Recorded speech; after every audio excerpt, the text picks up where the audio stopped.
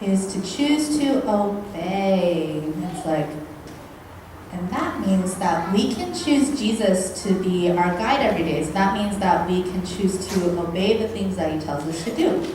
So we're going to go back to Storybook Kingdom. It's like, so to revisit our story for today. And today we're talking about the story of the rich young ruler. So my brothers are here today and they're going to help me out. It's like, so if you could please give a hand for Daniel and Luke and Zuki.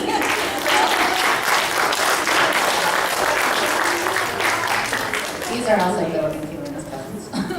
Alright, so if the two of you could stand on the stage. So Daniel will be the rich young ruler, the one with the nice shirt, and then Luke will be Luke will be Jesus, the one with the beard.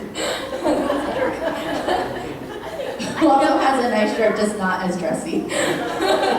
Okay. Alright, so let's start. Alright, so I want you all to think about the different emotions that the characters went through the story. So Daniel, imagine a good friend of yours has moved away, but he or she is visiting soon. Think about how happy you'd be to finally see him or her. Hold on to that thought and do what it says on the next slide. Run up to Jesus, fall on your knees and say, "Good teacher, what must I do to inherit eternal life?" What must I do to inherit? Very good. All right, so Luke, now, have you ever been asked a question by your parents where you knew that they knew the answer to the question, but they were asking because they wanted you to figure something out for yourself? In that tone of voice, say the following. Why do you call me good? Only God is truly good. But to answer your question, you know the commandments. You must not murder. You must not commit adultery.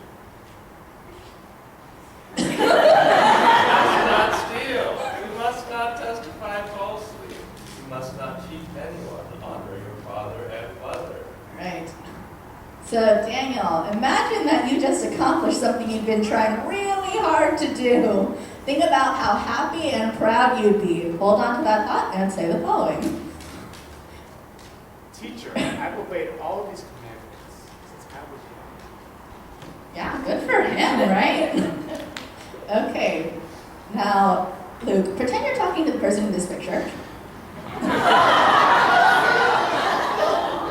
It's like, and speaking gently but seriously, convey the importance of what you're saying. It's like, and read the following.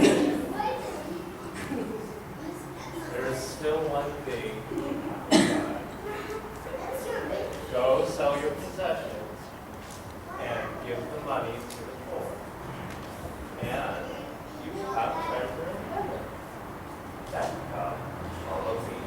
Alright, so Daniel, imagine that you're a boxer in high school. You've worked your way to the final match of the national championship. Everyone thinks you've got a better chance of winning than the other guy. And you arrive at the ring for the match just in time to see your opponent get the medal because you got the time of the match wrong. Think about your shock, sadness, and disappointment, then act out the next scene. At Jesus' words, the man's face fell. He went away sad because he had great wealth. All right. Oh, books. Okay, so...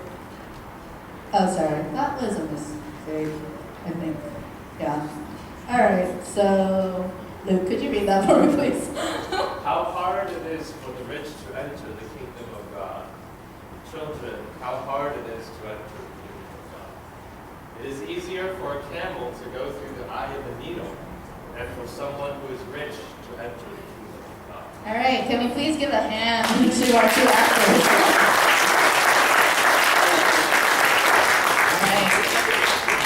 So at Jesus' words, the disciples, that would be all of us here, it's like we're amazed and said to each other, who then can be saved? It's like, because you see, back then, people thought that if you were rich, that meant that your relationship with God was really, really good, because God was raining blessings down on you as sort of like a reward for doing such a good job of like keeping his commandments and listening to him and doing what he wanted. It's like, so to the disciples, it sounded like Jesus had just said, it's harder for people who have a good relationship with God to get into heaven than it is for a camel to go through the eye of a needle, which is that little hole on a needle. It's like, that's not actually what he was saying, though. It's like, but that's what it sounded like to him, so that's why they were so shocked. So, that was out of order. It's like, so Jesus wasn't saying that it's wrong to have money, or to own nice things, or to, like, be good at stuff or things like that. It's like, but he knew that the young man's money and his riches were the most important things to him, even more than loving and obeying God. And Jesus wants everyone to know how important it is to choose to love and obey God every day, even when it's hard. Jesus wants us to choose to obey him because he loves us and know what is best for us. The best thing of all is that God created a way for us to become members of his family. So if you read on in the chapter, it's like, Peter is sort of like, wait. It's like, we've given up everything to follow you. It's like, if this guy who's like been blessed by God is not able to get into the kingdom, then what about like us normal people? And he's like, and Jesus says that, I tell you the truth, if you give up things now, you will receive back 100-fold what you have given up in your life now. It's like, and also you will inherit it in eternal life as well. It's like, so really, when Jesus asks you to give up things, it's not because he's like just being mean or anything like that, but he's asking you to give up a little bit now, so that way he can give it back to you 100-fold a little later. It's like, so when Jesus asks us to give up something, then it's really in our best interest to do it, because he'll give it back. It's like better. All right.